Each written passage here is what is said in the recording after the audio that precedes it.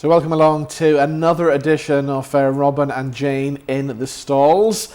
This week we've been to the Grand Opera House and we were transported way back in time, way back to World War I, where we actually were in the trenches, on the battlefields, and the show we're talking about is a show that really you shouldn't miss. The National Theatre's touring production of War Horse. And I actually believe that I was there in the battlefield so much, Jane, that I reckon I've got PTSD. Oh, I think you're right. I found myself flinching when the guns went off. Yeah. I think what interested me was that you think that everything that could possibly be said or written or understood about World War I, or the Great War as it was known, has been said or written, and that's not true. Yeah. Michael Morpurgo, who wrote the original story that became both a movie and a stage show, has found a way into the Great War via this utterly touching story that he's imagined of a young boy who trains up a hunter horse who is then requisitioned by the army, and they are separated.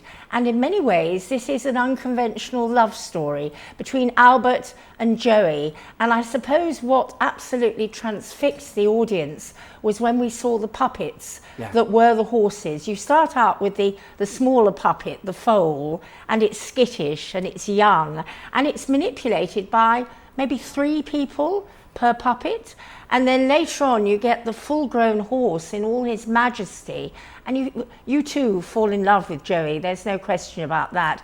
And the movements and when he prances and the joyfulness, then of course it turns to sorrow, because the two who built up this incredibly special relationship, and there's a lovely detail where he snuffles at people and they wipe away the snot, but it's affectionate, you know. They've built up this special relationship and bond, and they're split because of the war. And what I suppose was interesting to me was at the very beginning of the play, you get a sense of an idyllic England, the Shire almost, with birds, and they had birds on sticks. There are puppet birds flying about, and a drawing at the back of the set of a lovely pastoral scene. And this is all about to be ruined in the rudest possible way by Germany and England, well, and the British Empire, I should say, going to war. And what was poignant about this, and I think this is all documented, is that everybody thought it started in the middle or autumn of the year. Everybody thought it would be over by Christmas. Well, it wasn't, as we know. Exactly, it lasted 5 years, like the Second World War.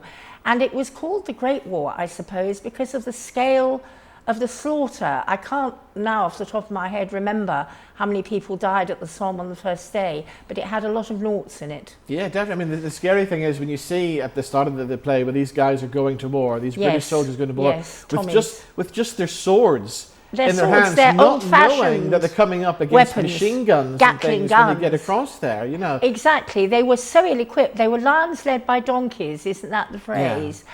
And they went over the top. One thinks of that Blackadder famous episode at the end, going over the trenches with nothing but your courage, and yes, maybe a sword, and them being felled, mown down. It made me think of the poet whom I studied at school, Wilfred Owen. And what also we got was the famous scene in No Man's Land where the German soldier and the British soldier make common cause, are friends, are friendly, because really they were doing the same job. It was them against the higher-ups who'd sent them in ill-equipped. And there's a line in Wilfred Owen in his poem Strange Meeting, "You are the enemy, I killed my friend." And really underneath they were friends, there was a kinship. And then they went back to killing the hell out of each other. I mean, traumatic, because there was a famous football match, wasn't there? There was, of course, Now that bit where we see the trenches being played out as well, you believe, sitting in that audience, you're in the trenches with those guys. And so much so that a lot of members of the audience got very emotional. Now, there was a young man sitting behind us in the audience who was probably only 16, the same age as what the character Albert would be in the play as well. When he went to war, because he signs up to find his horse. And that young man behind us, the audience, was in floods of tears. He was in floods of tears. I mean, this is something like 2.5 hours of the most moving, the most harrowing, but the most engaging theatre I think I've ever seen. I mean, I've seen this play twice, actually. I went to see it in London about 12 or 13 years ago. It's been going for a long while, and this National Theatre production is rightly acclaimed. But you could see this play 3 or 4 times and get different things out of it. You really could. Exactly. And coming back to the puppets as well, we've seen a lot of shows recently with puppets, Life of Pi and things like that. Yes. And the Vanishing Elephant. And the Vanishing Elephant, of course, as well.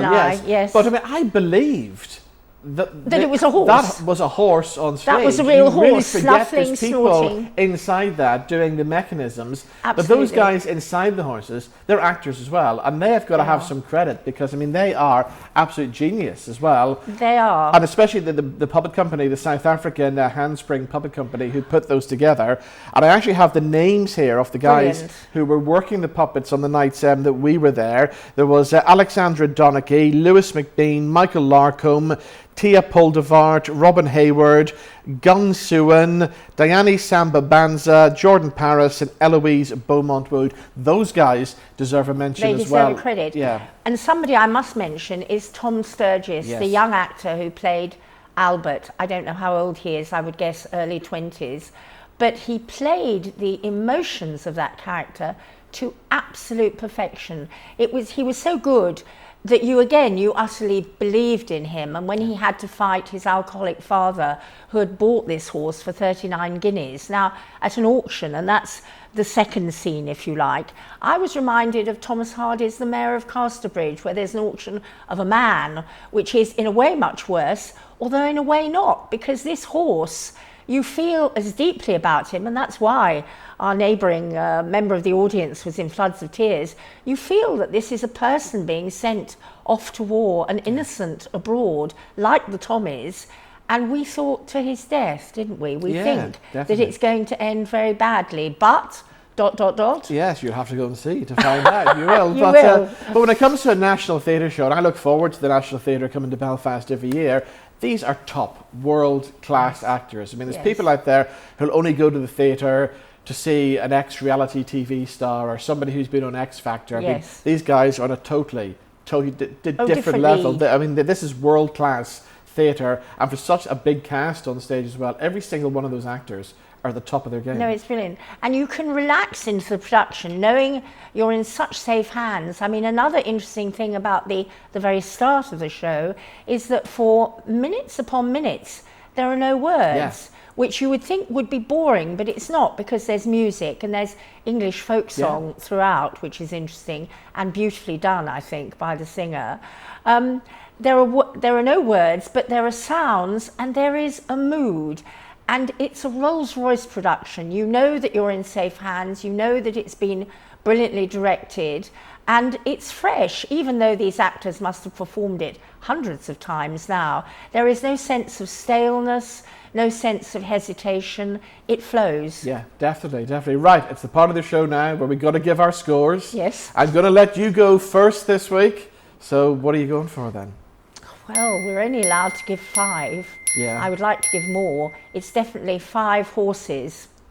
Okay, well, do you know what? It's our show.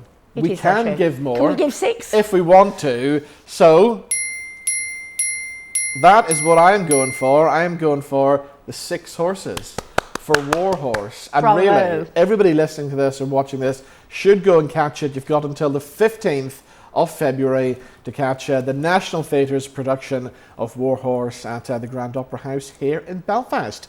We'll see you next time. Indeed.